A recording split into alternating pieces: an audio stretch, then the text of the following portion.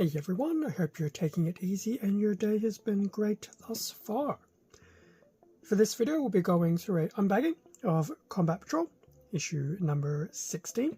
And Combat Patrol is, I guess, supplementary to Warhammer 40,000. Continuing through the progressive page through Combat Patrol, as this issue has somewhat released somewhat recently in Australia. So yes, just going through each issue on a week-by-week basis. So I might be a week or two behind normal retail, but I do get this through a subscription. Anyway, getting straight into it, front of the issue here of issue number 16 with a Ultramarine, I suspect it's an Ancient Bearer, front and center with a few more Ultramarines behind. As for this particular issue, it'll be a 2-paint issue between Mephiston Red and Squig Orange. And then in terms of the actual issue, so there'll be some content regarding the Ultramarines, special abilities, and obviously a few more things as well. So I guess if we look at the contents, so from the paint perspective, we'll be covering through the 2 new paints of Mephiston Red and Squig Orange. From a lore perspective, there will be a section for the Ultramarines, Bonds of Honor, which is a continuation of the short fiction piece for the Silver Templars, and then there's a lore section for Leviathan.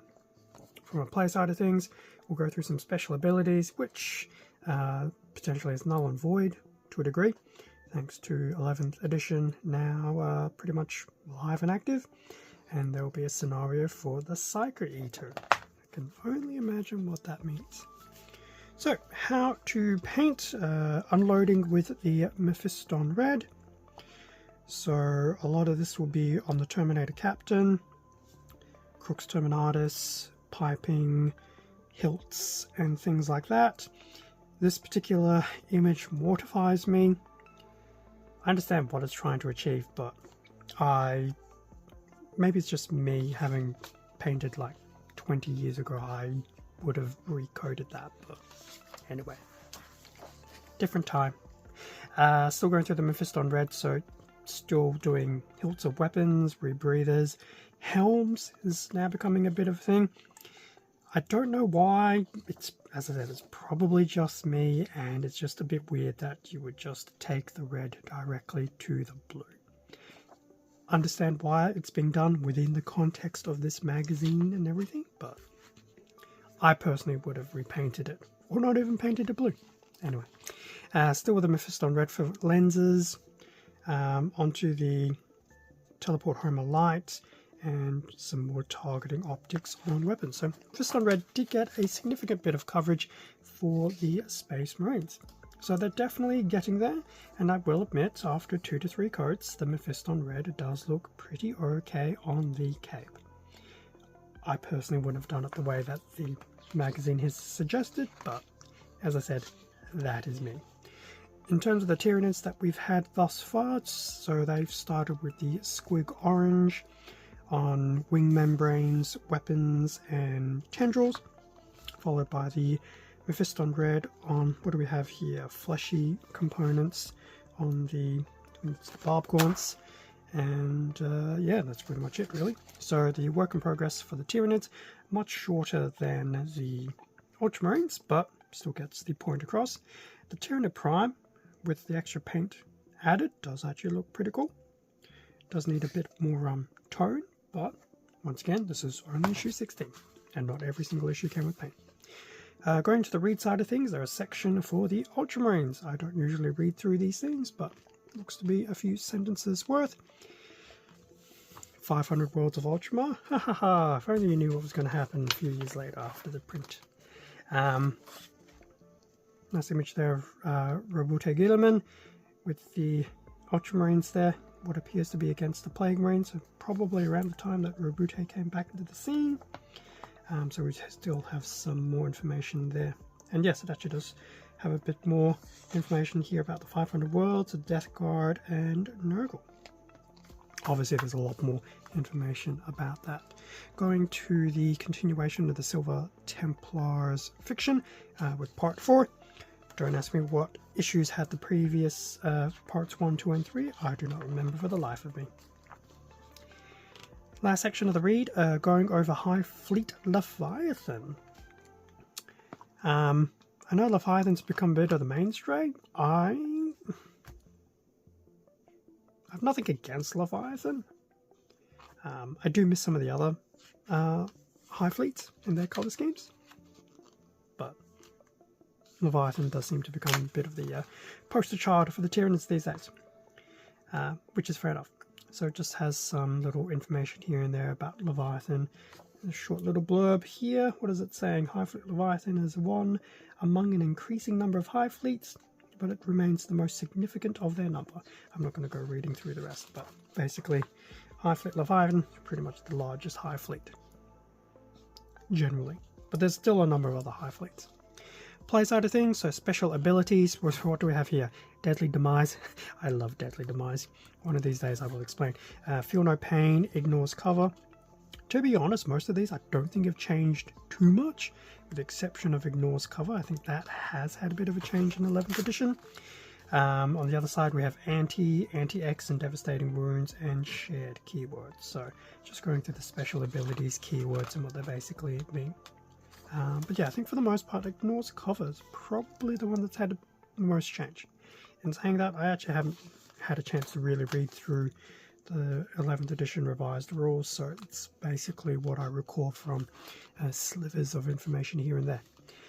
Scenario 12, the Psycho Eater. So just going through the Space Marine Tyranid unit deployments and what's allowed in the mission. Basically how to win. Tyranids get the first turn, so as always just going through each of the phases between the command, move, shoot, charge, and any fighting phases there in close combat. Once again, I feel sorry for the Marines sometimes, but still Terminators and some Furnace Marines. Space Marine turn, going through the relevant phases there. And it does look like they did actually pull off some decent kills there. In saying that, the Psychophage is actually now in this particular mission. And then the usual breakdown of the Marine and Tyranid victory conditions. And I've only just realised, because I didn't see it on the model at the time, I've just seen it here, the Psychophage does have a face and some eyes. Anyway, that's a story for another day. Usual Combat Patrol splash page here on the back page, and then on the back page, the Coming Soon preview.